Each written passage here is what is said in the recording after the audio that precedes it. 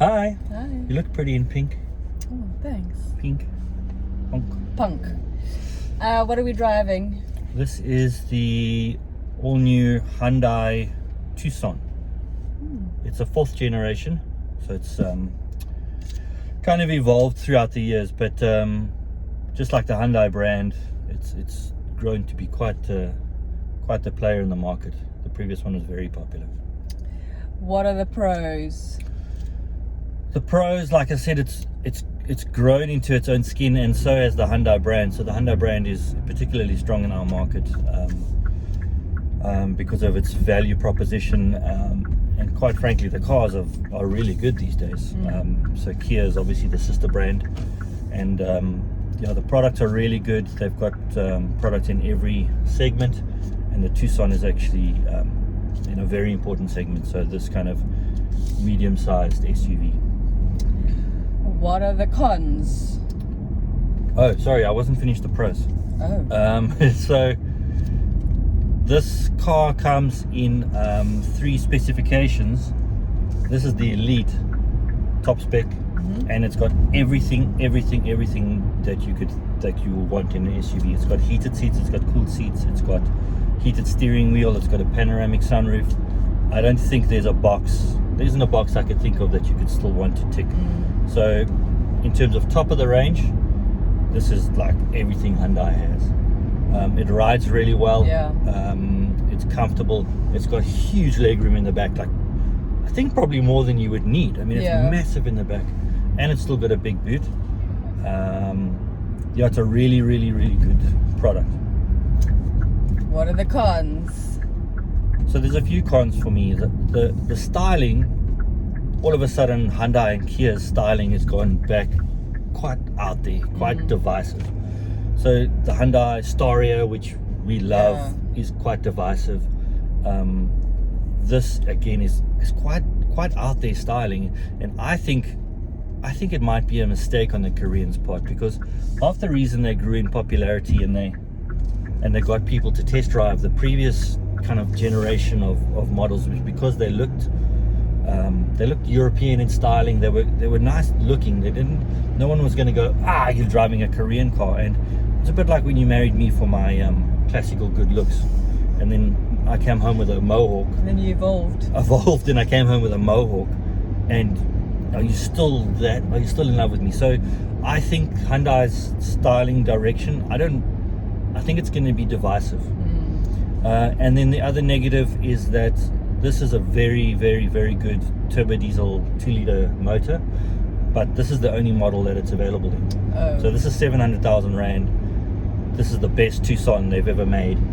But if you want the entry-level ones, you get a 2-liter petrol motor, which isn't great. It doesn't have this kind of torque.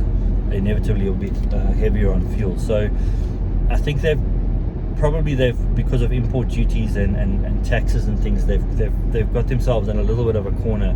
So to get the best Hyundai, the pick of the range, you're looking at the top of the range 700,000 Rand model. Are you done? Yeah. Competitors? So that's the thing. So this is a turbo diesel, and none of the other competitors really have a turbo diesel anymore. I would usually have said a Tiguan is its main rival. It still kind of is, but you can't get a turbo diesel in the Tiguan anymore. If you fully spec'd a Tiguan, though, you're looking at over $1 million.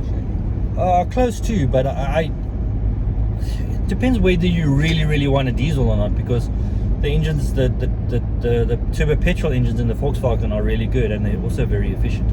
The only other car that has a diesel, I stand to be corrected, is a Mazda CX-5, and that's also a very good package. Very nice car. Yeah, and maybe you can correct me if I'm wrong. Maybe the Mazda's a little bit more dynamic. It feels like you haven't kind of given up on everything because you've got an SUV. This car feels quite conservative, even though it's fully spec'd. I feel like I'm driving an SUV. You're like a dad. I'm a dad, yeah, but not like an edgy dad like in a Mazda. No, you know what I mean? Or a R-Line kit Tucson. What am I saying? Tiguan. Yeah. So that a bit edgy. I feel this is a lovely packaged car.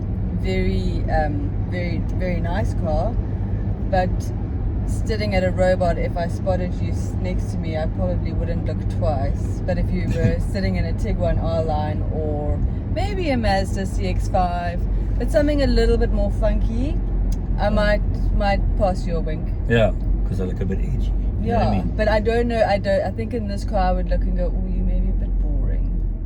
Safe. That's my opinion. But it's a tricky one. Yeah, fuel consumption, we're doing just over 7 liters per 100 kilometers, which is really good. The range has been over, when we got it, was 700 k's to a tank, which these days is very good.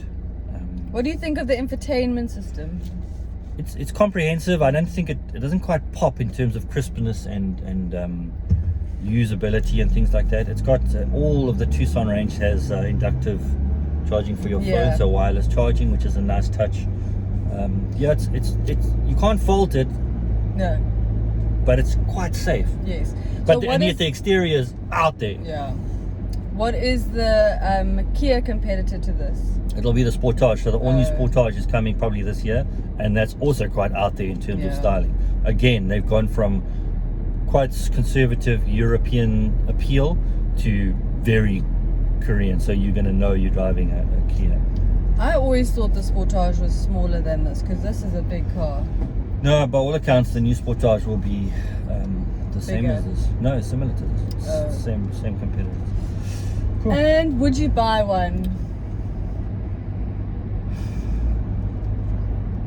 It's hard because I can't knock it. It's a really good package, and there's nothing to fault with it. Yeah, probably. I might be tempted to look at Tiguan, but I know now there's stock issues with Tiguan, especially. There's a year waiting list for a Tiguan, so maybe I would be tempted into this rather. Maybe if this was in white. I've never liked a maroon car. Is it called maroon? Fair enough. So maybe if it was white, actually, that would make a big difference. Cool. Super. Thank you. Thank you.